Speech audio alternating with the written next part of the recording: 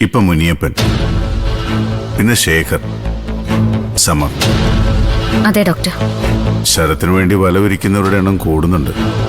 പക്ഷേ അവൻ വലയിൽ കുരുങ്ങി കരയ്ക്ക് അടുക്കുമോ എന്ന് അറിയേണ്ടത്.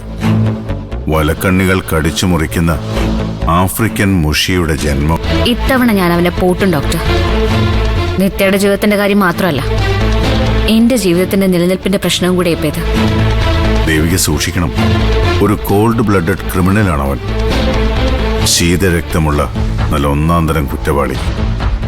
അവൻ പറയുന്നത് പോലെ ഒരു ഭൂതകാലമുണ്ടെങ്കിൽ അതിനുവേണ്ടി കൃത്യമായി സ്കെച്ച് ചെയ്താണ് അവൻ സുധിയുടെ വീട്ടിൽ കയറിക്കൂടിയത്. എന്നുവെച്ചാ ഞാൻ പറഞ്ഞത്, ദേവികയോടുള്ള കടുത്ത പകയുടെ ഒരു കനൽ കൂമ്പാരവും മനസ്സിലിട്ടാവും ബാംഗ്ലൂരിൽ നിന്ന് ഈ സിറ്റിയിലെത്തിയത്. ഇതിനിടയിലുണ്ടായ 2 കാര്യങ്ങൾ. ഒന്ന്, ദേവികയുടെ അച്ഛന്റെ മരണം.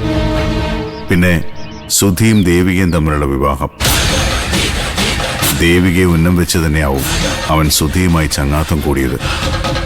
ഡോക്ടർ, അപ്പോ നിത്യമായിട്ടുള്ള ബന്ധം? ആ ബന്ധം പോലും അവൻ ദേവികയിലേക്ക് എത്താൻ സ്ഥാപിച്ചെടുത്തതാണ്. ചിന്തിക്കുമ്പോ സുധേട്ടന്റെ മരണത്തിലും എനിക്കിപ്പോ സംശയമുണ്ട്. പ്രത്യേകിച്ചും ആ അപകടത്തില്. അതെന്താ അങ്ങനെ പറഞ്ഞത്?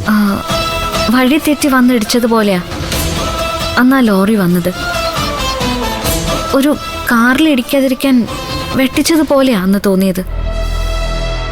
ആ കാറിന്റെ വരവും അത്ര അങ്ങോട്ട് ശരിയല്ലായിരുന്നു. അതെന്താ ഇപ്പൊ അങ്ങനെ തോന്നാൻ? അത് ഇപ്പോ ഒരു കാര്യത്തെപ്പറ്റി നമ്മൾ പലതവണ ചിന്തിക്കുമ്പോഴാണല്ലോ, ഈ പല ആംഗിളിൽ കാണുമ്പോഴല്ലേ പുതിയ പുതിയ സംശയങ്ങളൊക്കെ ഉണ്ടാവുന്നത്. ഫാബ്രിക്കേറ്റ് ചെയ്താണോ ആ അപകടം എന്ന് പോലും എനിക്കിപ്പോ സംശയമുണ്ട്. ഒരു കാറും